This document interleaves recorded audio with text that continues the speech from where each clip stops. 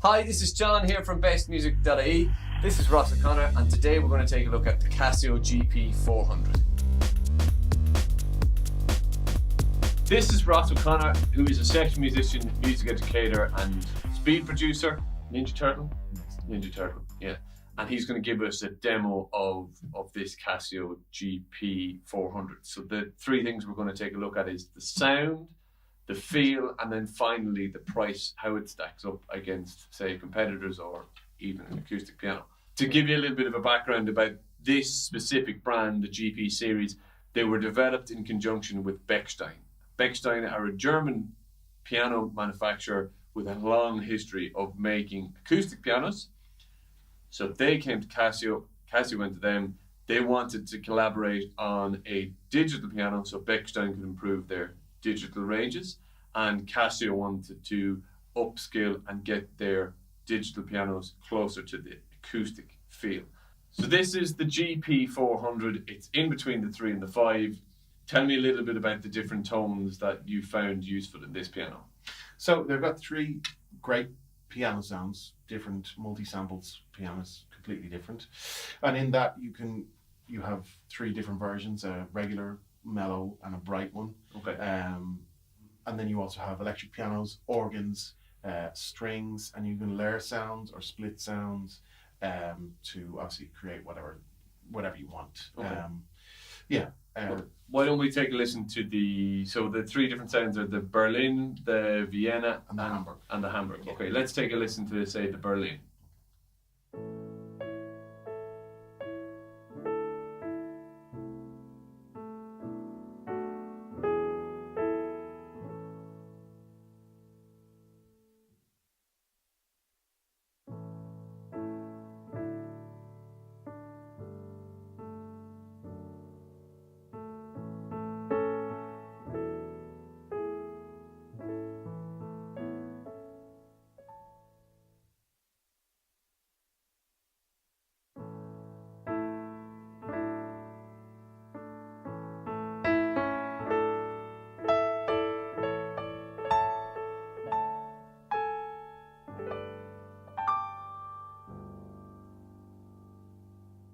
So what's your feel on the piano tones that are in it? Well, they're extremely usable. Obviously, there's 3 great presets there for each one. The mellow seems to be more kind of much obviously mellower and softer. But the bright is brighter, but they kind of pared down some of the reverb as well. It's not as roomy as the other 2, so it's more of a kind of a modern piano sound, maybe used for pop songs or rock and that kind of thing. Okay. Rather than that classical tone. Yes. Yeah. Okay. And for you as an educator and a session musician, do you find that those tones would be something that you could use? Oh, absolutely. I mean, I've had students play on this for lessons, and it's, again, a lot of them preferred it to some of the real pianos that they're used to using. Yeah. So it's great for that, and then even for recording, a lot of the time I use a lot of sequencing, so sometimes you're going to have timing issues with the way the computer interprets that, so it's always nice to have a physical instrument you can play in as an audio track. So this would be very usable for something like that. Cool. Okay. Well, for the piano sounds, it's good. One of the other things that Casio have really prided themselves on is the FM piano and the Rhodes kind of sound. So why don't we take a quick listen to the Rhodes sound, and you guys can hear, the improvements that they've made on it or how it stacks up against other competitors.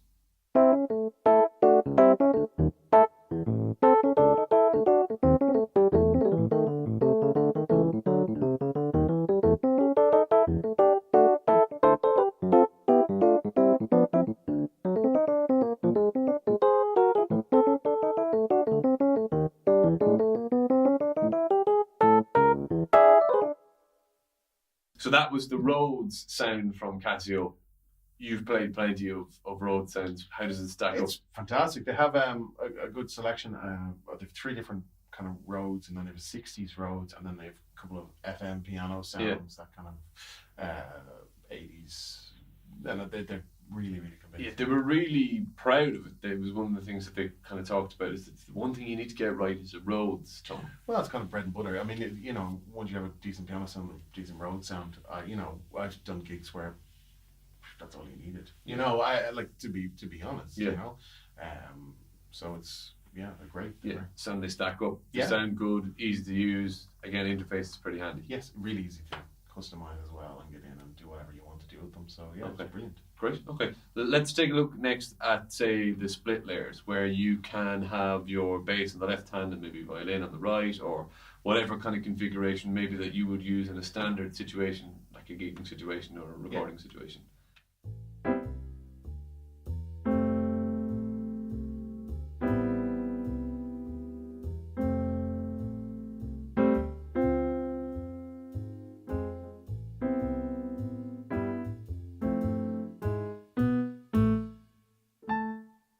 So that's the layering and split system. So how many can you go to? Well, you can get two different voices up here and a separate left-hand split voice as well. So three. Yeah, three Okay. altogether, which is pretty cool.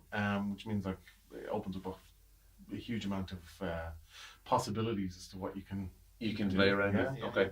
Is that functional in a studio situation or a composing situation even? Yeah, I mean it's pretty useful. I mean, again, you're always restricted in a writing situation. Like sometimes I'll pick up the guitar to write something because it's gives you a different feel. Once you start, if you sit down and you start playing strings and piano, it's different to if you just play piano because it doesn't resonate the same. So you'll probably come up with different ideas, or you'll be able to expand on what you're doing in a different way rather than, limiting yourself to one sound. Okay. I mean, in an environment where, say, you own, like there's a couple of venues I do where we would say piano and guitar, and they would have a piano in the place. Now, you wouldn't have kind of split functionality or layers on them. Yeah. Where if you were to bring this into that environment, I've done a few where you have, say, a guitar player, I'll do a split left hand, right hand, and we'd have a drummer. So you know what I mean? If you were to bring this into a venue, a restaurant, or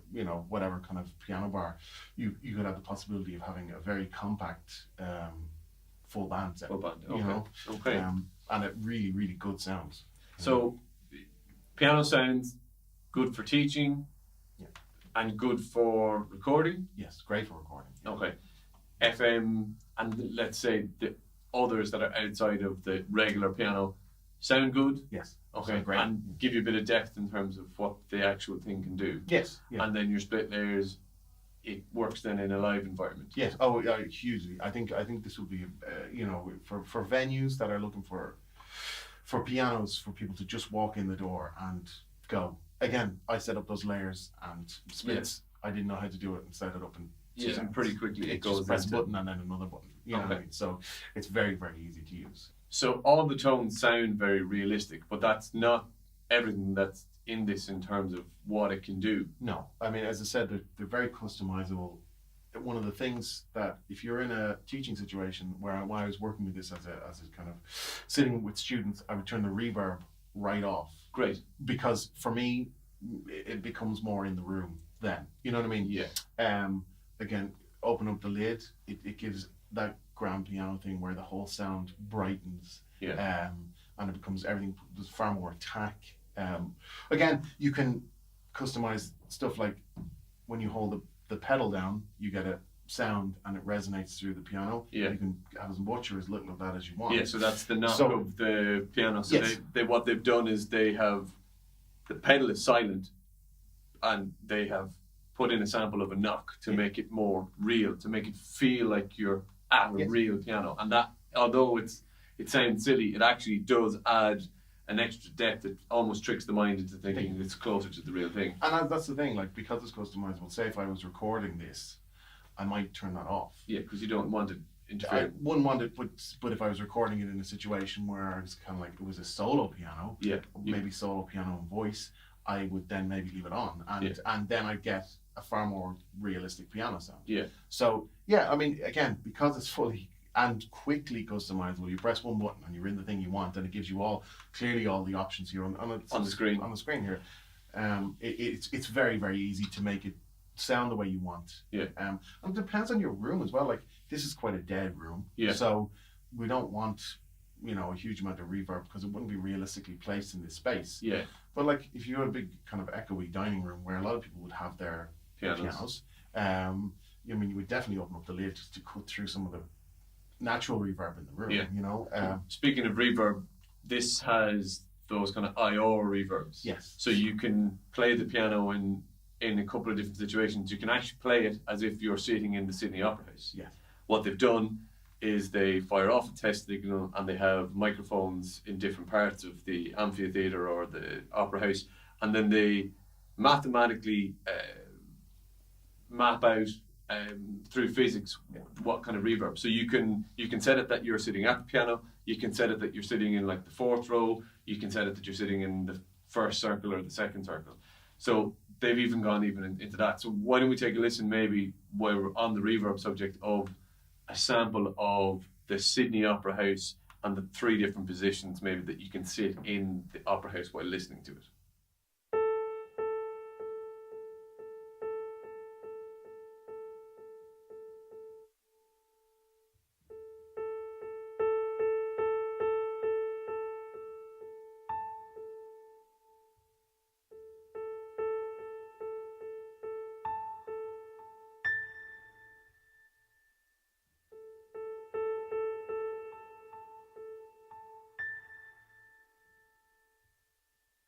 So that's what the reverbs sound like in this situation for, say, the Sydney Opera House, whatever it's modelled on. Is that useful? As a creator, as a songwriter, as an educator, is it useful to be able to do that? Yeah, well, it's something I do a lot. I'm inside, say, Cubase, which I use. So I've got different convolution reverbs that I would place on whatever I want to make it sound in that way.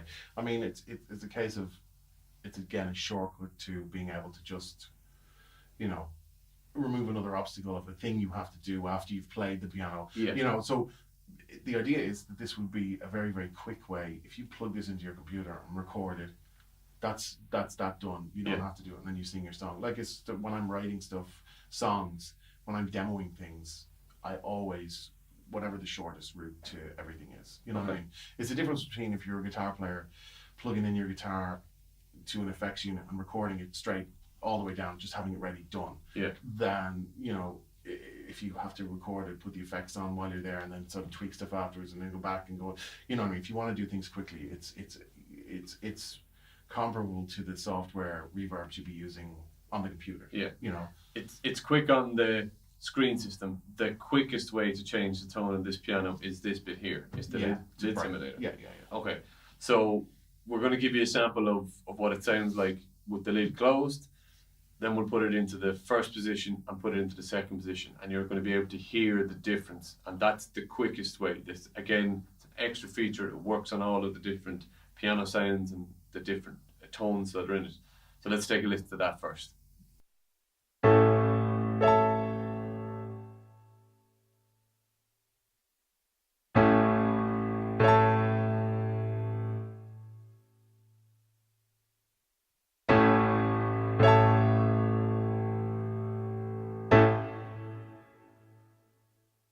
So that gives us the lid simulator, which brings us to something that you can see on the inside here is the hammers and the key bed.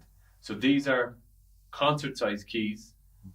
The sensor has a hammer, and the sensor's at the top of the hammer, unlike other digital piano brands where the sensor is in underneath the key bed. How does it feel for you playing in terms of playability? It feels more like a grand piano than an upright. So I know that's what they're going for. Yeah, it's that grand hybrid. Yeah. I mean, the keys again are really nice. They manage to feel like piano keys which a lot of brands, they end up with these piano keys, and then your hands get a little bit kind of wet from sweating, and then you get slippy. Where these are more kind of like an ivory feel. They have that, the more porous kind of feeling where your hands are not slipping all over them. And they're real piano keys. Yes, they are actually, in fact, they're Bechstein keys. They're made by Bechstein, and they're the proper length of a piano key, which you don't really get in other. No. Well, not in this kind of price range either. No, to buy this to buy one key, so Casio did a thing where they came and they showed us all about the brand. To buy one key off the rail, because it's on a rail system, is £1,000. So they were saying to people, you need to give us £1,000 to show this in your shop or whatever. So you're getting £88,000 keys in your in your Casio, the Bechstein keys. So, but you as a player, could you sit down with this for prolonged periods? Absolutely, yeah. I mean, one of the complaints a lot of people have about digital pianos is that when you get fatigued and you get pains in your hands because the energy goes into the bottom here rather than into a hammer, which is the way real pianos work. Yeah. So it's very difficult to sometimes gauge how hard or soft to play as well. Yeah. And I think dynamically this is very good for that reason, that you get back what you give in terms of the playing. You know what I mean? It's like, okay, this is like playing a proper mechanical instrument that would actually, because of the hammer, because of the length key, so it gives it that little bit more advantage over a standard, say, cheaper digital piano. And was it noticed? You had students play this. Did they notice the difference? Absolutely, they did notice the difference. I think I wouldn't gonna blindfold any students because it's probably illegal. It's probably illegal. I imagine so. I didn't look. I just presumed it was. Yeah. But I think you could definitely fool someone with this. Okay. I think you could fool someone with it. So I like it is. It just feels like a piano. And like in although that's kind of like, oh, well, it just feels like a piano. It's something that's very difficult to achieve when it's not a real piano, and the speaker itself on the front here is so good, because it's got speakers facing up and down. And you made the comment to me that it's a shame it doesn't have Bluetooth, but if it had Bluetooth, you'd use it as your stereo system. Yeah, I mean, it'd be great. Well, I mean, again, you can buy Bluetooth dongles or whatever, because you can put them. There is inputs here to play your music. Yeah. But it's a great speaker. Again, if it was in your whatever front room or whatever, and you had people over, it'd be very easy to use this as a stereo. A very, very warm, nice sounding stereo. Yeah. And when it's important as well that these speakers actually face the person who is playing them. Yeah. Because a lot of the time with these pianos, they only have speakers facing down. the ground. Yeah. Which is not the way a piano works, because especially for, say, an upright, yeah, those strings are here, so you're hearing them straight off that. Yeah. And then for a grand, you've got the lid up, and then you're hearing it right in front of you. So it's never a case that if you sat down and played a real piano, the sound's going to come out of the floor. Yeah. So it's very, very important that that you have this here. I mean, for a practicing piano, to be able to put a pair of headphones in this and sit and practice, again, with another complaint I would have, even about uprights, is that these music stands are always so low. Yeah. And for someone like me, I'm tall, kind of from here up. So a lot of the time when I'm reading music, it's down here. Like if I'm setting up a keyboard to play, the music sound's always quite high up, because again, page turns if you're doing stuff quickly. It's accessible. But to physically look, this is in your line of view. It's not. You're not looking down to do something, which is quite uncomfortable to do. And this model is actually taller than the 3 and the 500.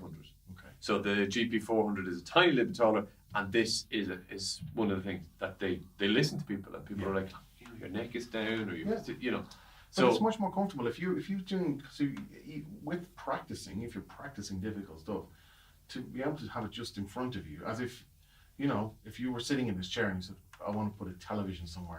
That would be the best place to put it, where you're naturally looking. Yeah. You know what I mean? Yeah, it's that scan height essentially. Yeah, and it does makes it much easier and makes it much quicker. I find, especially sight reading, if I'm looking down, it's much more difficult, because when you're scanning through stuff, it's very easy to skip lines or skip a bit, because it's not naturally. You can move your head, and you don't have to. You know what I mean? If you move your head, a look down, a look up, or if you do this, that's, you know what I mean? That you can lose your place very easy. Yeah, I think this is much easier. Okay, so the keyboard feels good. The physical size of it is pretty good as well. The pedals, they're great. Again, one of the complaints with a lot of sustain pedals. Now, I mean, there's some great sustain pedals out there. Yeah. But one of the complaints I'd have is that there's very little resistance. I mean, I think this is half pedaling as well, but there's very little resistance in the pedals. Yeah. So to rest your foot on a sustain pedal is very, very difficult, because once you put any weight on it, it falls in. Yeah. So with these, you can rest your foot on it, no problem here. And it's not until you actually physically press down that you get it to the bottom. And it's the same with all 3 pedals. Okay. So it feels like a real, again, it feels like a mechanical sustain pedal, which actually has to physically lift, the dampeners off the strings. So yeah, that will make a huge difference as well. And because one of the big problems is that when you say a student, you're going home and you're practicing on whatever you have at home now, and that can range from keyboards to pianos. Yeah. And like at the bottom end, I've had students who have no dynamic keys, so they'll only play at one dynamic for the whole thing. Yeah, so they don't get to play it mezzo forte no, and they'll only it'll always be the same thing. Yeah.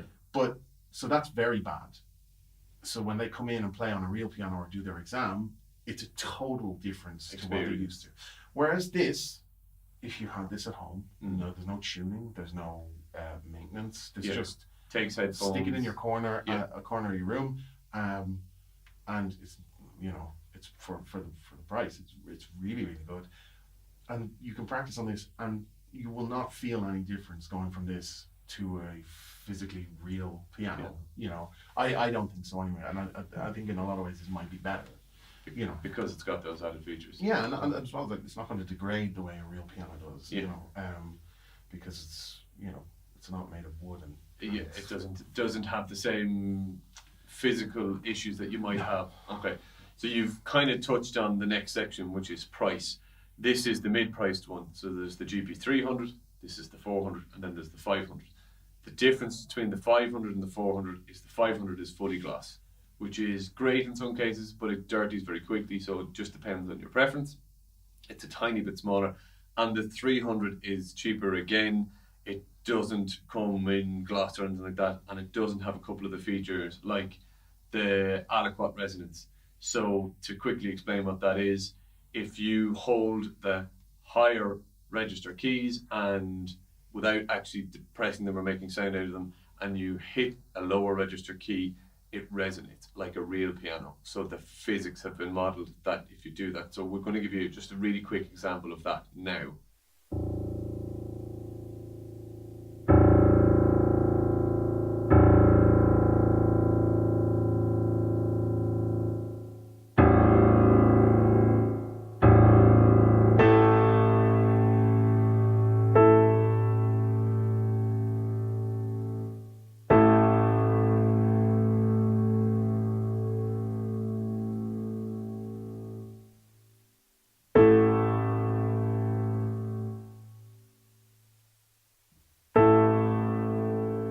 So, aliquot resonance, it's most people aren't going to know about it, but it gives it again back to the realism. Again, it's subtle, but again, to take it back to guitar players in general don't like using model stuff. Yeah. Not because it doesn't sound as good, it doesn't feel as good. Yeah.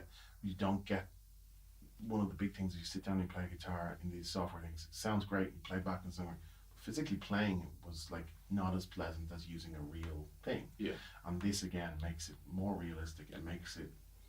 One of the things about older digital pianos was the things they missed were like the upper harmonics, because they didn't sample them. So chords they don't resonate the same. So it doesn't sound the same. And what makes music work is that you have all those upper partials that resonate when you play a C. There are all those upper harmonics. Yeah. So again, that sympathetic resonance.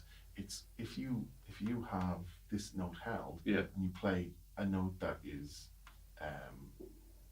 has that note in its frequency, it will not re-trigger the note, but it will make that note vibrate. Yes. And that's because that's what a real piano does. Yeah, physically, there's a physical impact of holding the keys and hitting the lower register. So it's essentially vibrating the strings. Yeah.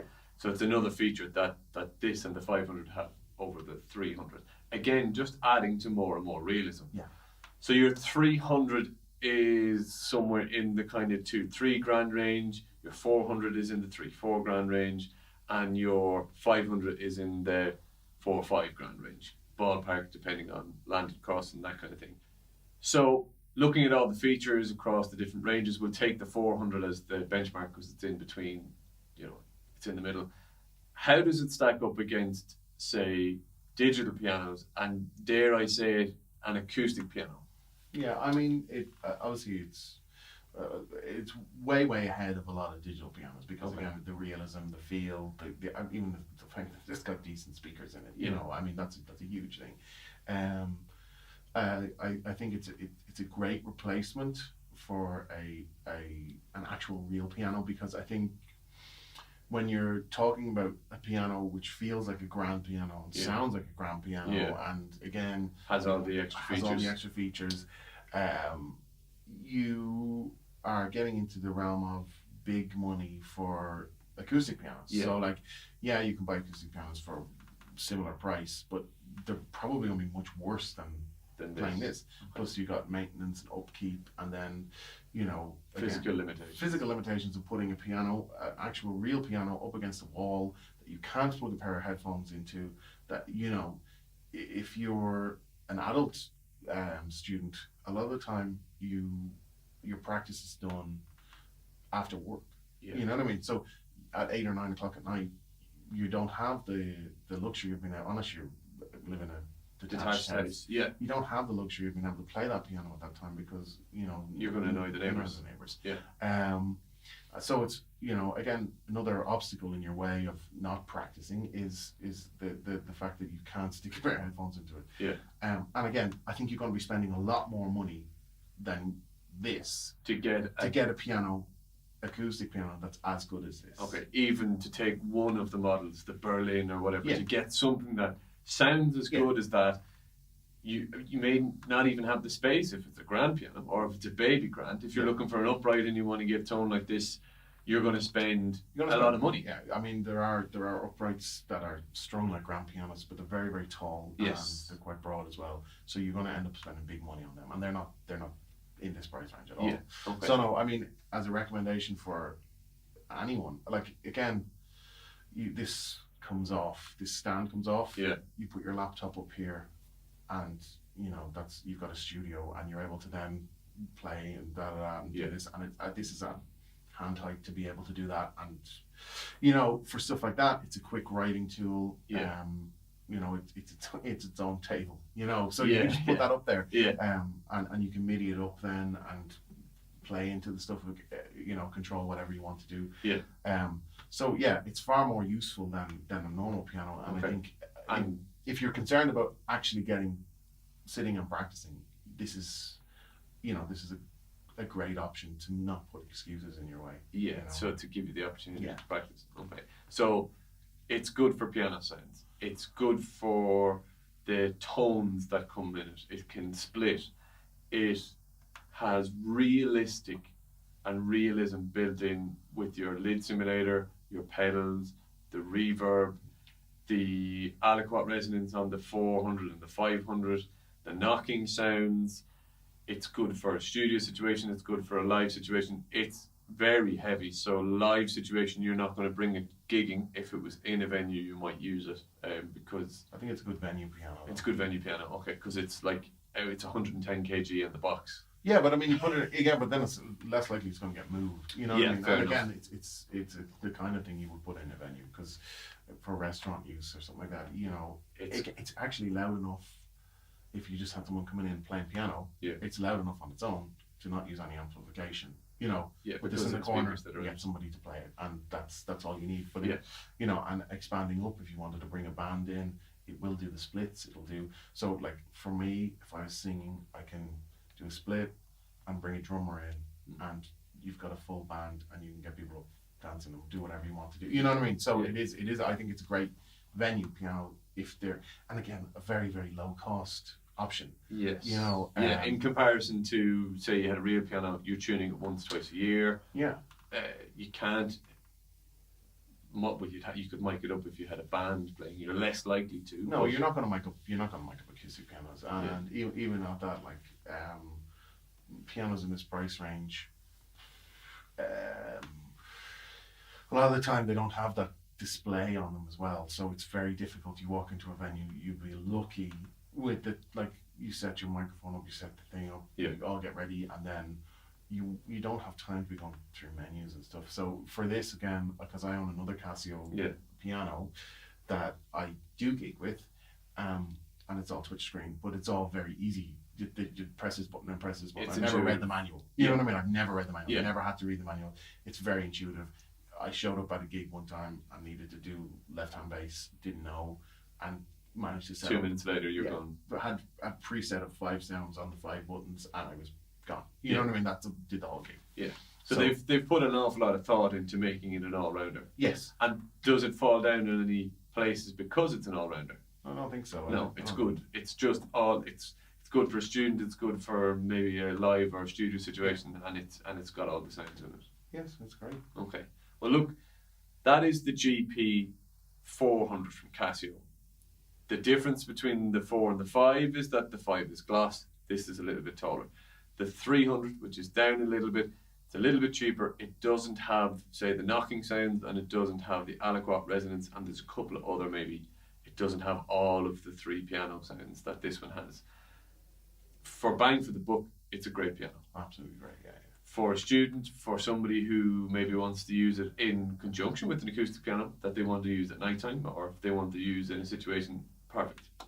So realistically, it's an all-rounder. It's going to do everything you want it to do. It is hefty in comparison to, say, like a cheaper Casio or whatever, but you pay for what you get, and you get an awful lot bang for your buck. That was the Casio GP400. If you'd like to know any more information about the range, check out www.bestmusic.ie. If you'd like to know any more about Ross O'Connor, our demonstrator today, you can check his link to his biography below. He's a session musician, music educator, speed composer, music director, and Ninja Turtle. The Ninja Turtle, yeah. And thank you so much for tuning in. You can check us out on Facebook and Instagram and YouTube. Give us a like or give us a share. And thanks a million for tuning in.